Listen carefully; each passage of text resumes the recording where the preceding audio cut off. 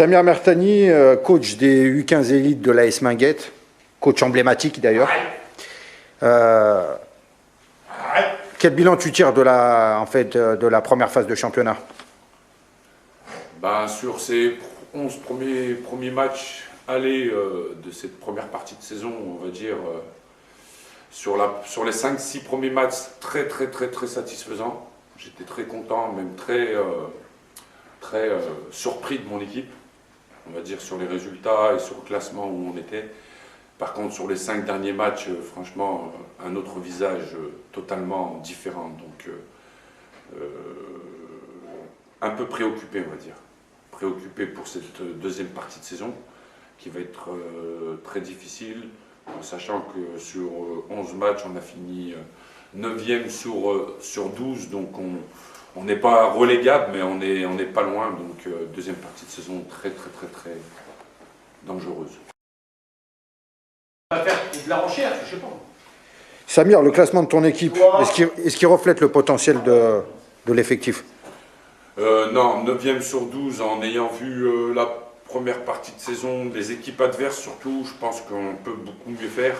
On pourrait être placé, je dis pas dans les premiers, sur les 3-4 premières équipes, mais facilement entre la 5e et la 7e place, facile.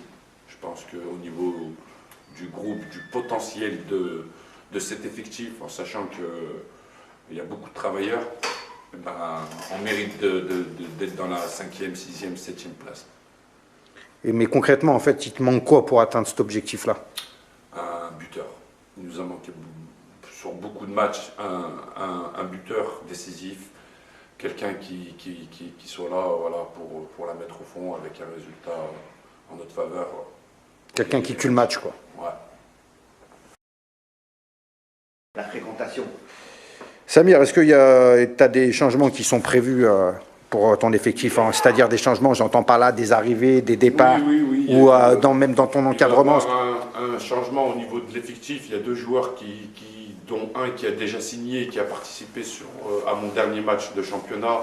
C'est un 2003, donc un première année, qui est au pôle de Dijon, qui a intégré mon équipe et qui sera mutation jusqu'à la fin de l'année et que je récupérerai aussi l'année prochaine.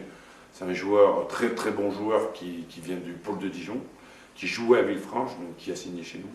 Et il y a un nouveau joueur qui va être à l'essai, parce qu'il y a beaucoup de matchs qui nous ont coûté un peu préjudice sur 2-3 erreurs. Donc au niveau de notre gardien de but, on a un gardien de but qui va venir faire un essai dès la reprise la semaine prochaine, sur une semaine 10 jours, pour voir s'il peut faire l'affaire et voir s'il peut nous rapporter des points. Eh ben, très bien Samir, on te souhaite une bonne continuation. Merci bien.